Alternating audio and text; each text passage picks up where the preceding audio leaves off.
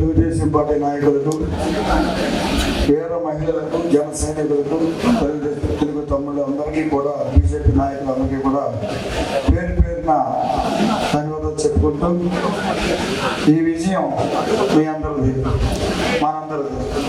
ఎందుకంటే నిజంగా చెప్పాలంటే పవన్ కళ్యాణ్ గారు ఎక్కడ తగ్గాలో మనందరికీ నేర్పించారు. పెరగడం అనేది అందరికీ తెలిసిందే, తగ్గడం అంటే ఎవరు ఒప్పుకోరు. కానీ తగ్గడం రుచి మరిగితే మాత్రం ప్రతిరోజు తగ్గడానికి ఇష్టపడతారు తప్ప మాట అనడానికి ఇష్టపడరు. కానీ పవన్ కళ్యాణ్ గారు దాన్ని తగ్గి ఈ రోజున రాష్ట్రంలో ఆయన ఒక నియంత పరిపాలన నుంచి మన రాష్ట్రాన్ని కాపాడాలని ఒకే ఒక ఉద్దేశంతో ఆయన అంత తగ్గడం కారణం. అదే కాకుండా ఇవాళ చంద్రబాబు నాయుడు గారు, మోడీ గారు ఈ అందరూ కలిసి ఇవాళ మన యొక్క రాష్ట్రాన్ని కాపాడగలంటే ముగ్గురు కలవాలి. ఎందుకంటే ఇవాళ చూస్తే అన్ని అప్పులు పాలైపోయాం. ఎప్పుడు లేనటువంటి 2 సంవత్సరాలు మటి సంవత్సరం రోజు రోజుకి అప్పులు పెరిగిపోతూనే ఉన్నాయి కానీ తగ్గడం లేదు. అంతకుముందు 70 సంవత్సరాల మట్టి 2 లక్షల కోట్లు అప్పులు చేస్తే ఈ రోజున 12 లక్షల కోట్లు అప్పులు చేశారు. ఏమైనా ఈ డబ్బులు అంటే ఎక్కడ అభివృద్ధి లేదు, డబ్బులు మాత్రం అప్పులు పోరైపోయాయి. ఇవన్నీ చూసినప్పుడు మనందరికీ తెలియని ఆందోళన ఎక్కువైపోయింది. ఎవరిని చూసినా భయపెడతామే, ఎవరు మాట్లాడాలన్నా భయపడతాయి. తెలిసిన స్టేషన్కి వెళ్ళి ఎస్ఐ నాకు తెలిసిన వెళ్తే అన్నగారు మీరు రావద్దు, ఫోన్ చేయండి చాలు, వచ్చారంటే మాత్రం మీతో నేను మాట్లాడినట్టు తెలిసే నేను ట్రాన్స్ఫర్ అయిపోతానని చెప్పాను. అంటే ఎంత భయపెట్టారో ఎవరి పరిస్థితులు బట్టి అందరికీ తెలుసు. పథకాలు ఉన్నాయో లేదో తెలియదు, ఇంటి స్థలాలు ఓడిపోతాయో లేదో తెలియదు. అలాంటి భయంకరమైన పరిస్థితి నుంచి ఇవాళ అందరూ సుఖశాంతులుగా ఉన్నామని నిజమే.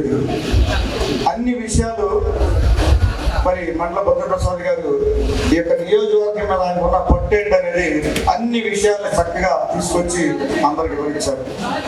3 పార్టీలు ఉండటం వల్ల కొంచెం ఎంత విజయం సాధించామో అంత ఇబ్బంది కూడా మీరు అక్కడక్కడ పడుతున్నట్టు కనపడుతుంది.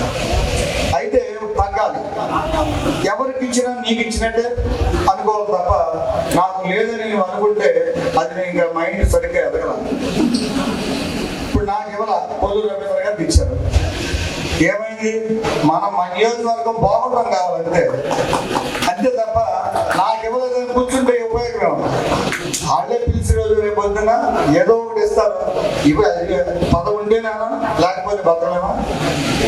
కనుక తగ్గి అదుటోళ్ళు బాగుండాలని, మన ఒక గ్రామం బాగుండాలని, మన నియోజకవర్గం బాగుండాలని మనందరం కోరుకోవాలి. అలాగే నాయకులు చెప్పిన మాటకి మనందరం లోపడాలి. ఒక్క మాట కూడా ఎదురు చెప్పి మాట్లాడడం ఉపయోగం లేదు. ఎవరైతే ఎదురు చెప్పి మాట్లాడతారో ప్రతి దాన్ని కాంప్లికేట్ చేస్తారో వాళ్ళని అందరినీ కూడా పక్కన పెడతారు.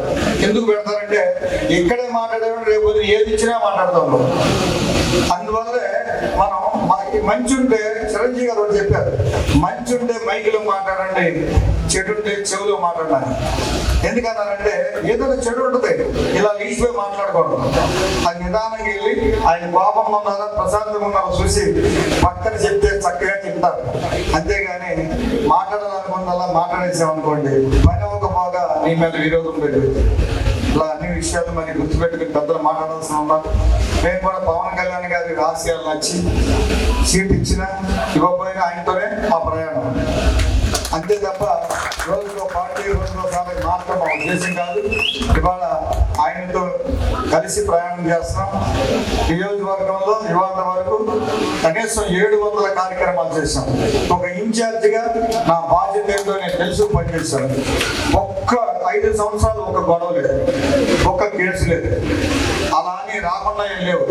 తగ్గడమే తెలుసుగా మాకు. ఆటోమేటిక్ అన్నీ కూడా ఆయన సర్దుకుంటాయి. ఓపిక ఉండాలి. మన గ్రామం, మన తాతలు పెరిగారు, మన అమ్మ నాన్న అందరూ పెరిగాం, అక్కడ తింటున్నాం. కనుక గ్రామం బాగుండాలని కోరుకుందాం. అవసరమైతే ప్రతిదీ ప్రభుత్వమే కాదు, మీ వంతు మీరు 100 ఇవ్వగలిగాడు 100 ఇవ్వండి, 500 ఇవ్వగలి 500 ఇవ్వండి. లేదు ఇతర దేశాలు సెటిల్ అయినట్టు ఉంటారు చాలా మంది, వాళ్ళ దగ్గర డబ్బులు తీసుకురండి, మన గ్రామాలు బాగు చేసుకోవచ్చు. అలా నేను అనేక గ్రామాలకు నేను ఇచ్చాను.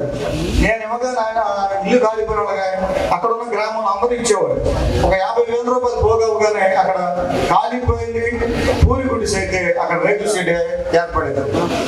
ముందు ఒకరికి అడిగేయాలి, మీ వెనకాల అనేక మంది అడుగులు వేస్తారు. మనకెందుకులే ఇవన్నీ మనకెందుకు ఖర్చు అనుకుంటే మరి ఎవరు చేస్తారు? మన గ్రామానికి మనమే చేసుకోవాలి. మనకంటే పేదోళ్ళు ఉంటారు చాలా మంది మన పక్కనే. కనీసం నీకు వచ్చిన దాంట్లో 10% పక్కన పెట్టి పేదోళ్ళకి ఉపయోగపడతాం అనేది ప్రతి ఒక్కరు నేర్చుకోవాలి.